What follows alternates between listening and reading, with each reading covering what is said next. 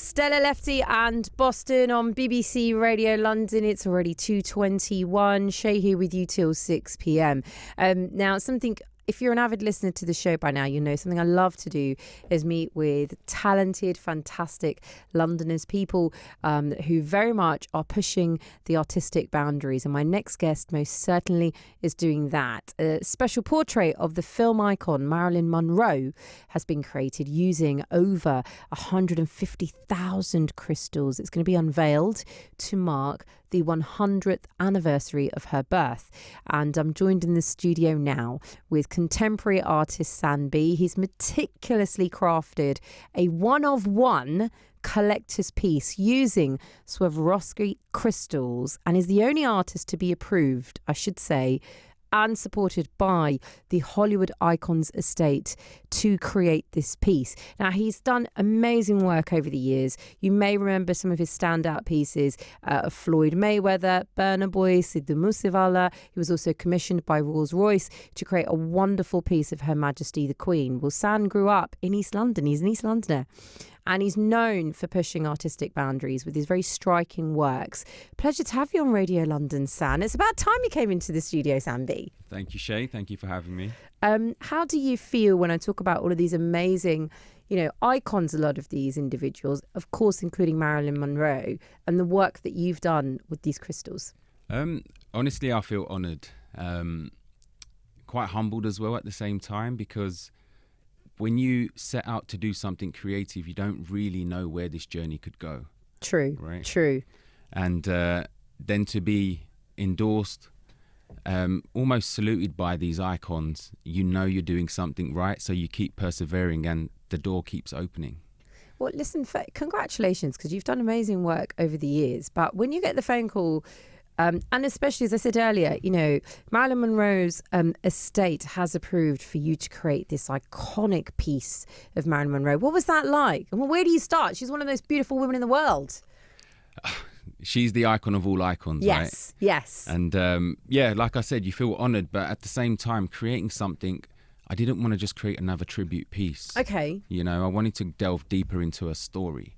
I wanted to go deep into Marilyn Monroe, but at the same time, Norma Jeane. Okay. So you're looking at the private self as well as the public image. Yes. So this is where I wanted to go with the work. And where I first started, where you've mentioned certain names in the past, it was more about creating something for likeness. Okay. Now the artwork's gone to a deeper scale where I use the crystals to bring out the personality. So the frequency, the energy that these crystals hold will then resemble the personality that I'm working on. How easy is it working with these crystals? Swarovski crystals are stunning. And I'm sure for our listeners, as soon as they hear that, they'll think of, the jewellery that perhaps they buy and not necessarily equate it to your artwork. You've taken, your contemporary artwork to a whole different level, working with something which is very pricey. What is that like? Again, I think I look at it not so much on the price, but the craftsmanship that comes into it. And for the first time ever, I've also worked with diamonds in this piece. So like I say, everything I do is intentional. Nothing's by chance. So even adding the crystals and the diamonds in this piece, there's a representation for that. Okay. But how does that work? Are you able to, obviously you're not going to give you're an artist, even if someone tried, they wouldn't be able to emulate what you do, but they're so delicate. These crystals, and I've had the good fortune of seeing some of your artwork up close and personal, and it is stunning. Sometimes you're blinded by the light, like when the crystals, hit the light, it's really it's glimmering and it's wonderful to see. How does that work for you? And you must have, I need to add into this because I've thought this before when I've seen you work, you must have amazing eyesight.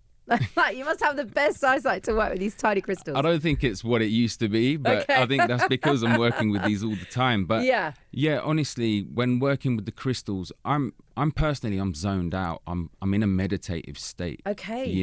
And when creating, it's the only time I actually feel free. So when I'm studying a subject, I'm going through everything. It's the crystals that kind of make sure that I'm kind of alive in that moment. Wow. People need to see the artwork. I would say let me give details, because Marilyn Monroe Immortal, this is the artwork piece. It's going to be displayed at the iconic Images Gallery in Piccadilly. And then, of course, it does go to a private auction on the 2nd of July. As a proud East Londoner, as soon as I said that, you were like nodding away in my introduction. What is it like for you, when your artwork is in some of these amazing galleries? I feel like not sounding in a certain way, but I just feel like it deserves to be there because of all the work that goes into it, the craftsmanship that goes into these pieces of art. And like I say, I'm just trying to open doors for the next generation as well, so they can be inspired by my journey and take it forward and say, right, if Sam B's done this, I can do this too. Coming from my culture, coming from my background, I just want everyone to know that if you work hard, you can achieve whatever. It's a really important point, and thank you for kind of mentioning it, because I wouldn't have, but you have. Being South Asian, coming from the type of communities that you and I do, it is rare. I genuinely am saying this. It is rare for me to interview contemporary artists that are South Asian. Sometimes, we are very much encouraged in a particular type of art. Why is it important for you to kind of almost fly that flag to say, look, this is also a career. This is also can be your passion, especially for those communities who maybe don't even look at contemporary art in the way, let's say, that you and I do? I think where I've been born and bred in the UK, I don't see it so much as let's pigeonhole and put everyone in a box. It's let's just go for it. Yeah. What's the worst that's going to happen? You're going to achieve something, and if you don't get to where you want to be, you're going to get somewhere, and then you'll pave the way for someone else to kind of get to the next stage. I think it's important. I've seen it happen in music, and I was like, this needs to happen in art as well. Yes. Totally. I mean, art is the one area that we still do not see enough, people of colour being represented with their creativity. How has East London helped define your style of art or the way that you create, would you say? Coming from such a diverse community, I think you're like the crystals that I work with. It's like a multifaceted place, right? Yeah. So much is going on. There's so much noise, but you've just got to kind of pull out the gems. Yeah. And that's what I've done with my work. It was like, right, I want to create something. It was almost an obsession to do something creative. And I was like, what is my niche? What can I do that will find that viewer to look at this and be like, right, I want to hang this in my home. Yes. And I always believe in everyone's got a calling in life. Mm-hmm. This is mine, but I encourage others to find theirs as well, Beautifully put. It's such a pleasure having you here, Sanbi. A couple of things. I know you do actually do private commissions as well, so people can touch base with you. It's Art by Sanbi. And alongside that, this particular artwork, Marilyn Monroe Immortal, will be displayed at the iconic Images Gallery in Piccadilly until it does go on a private auction on the 2nd of July. Before I let you go, I also know, team were telling me you've raised well over £500,000 for an array of causes such as Caudwell Children, Caudwell Youth Foundation. Why has that been important for you as an artist?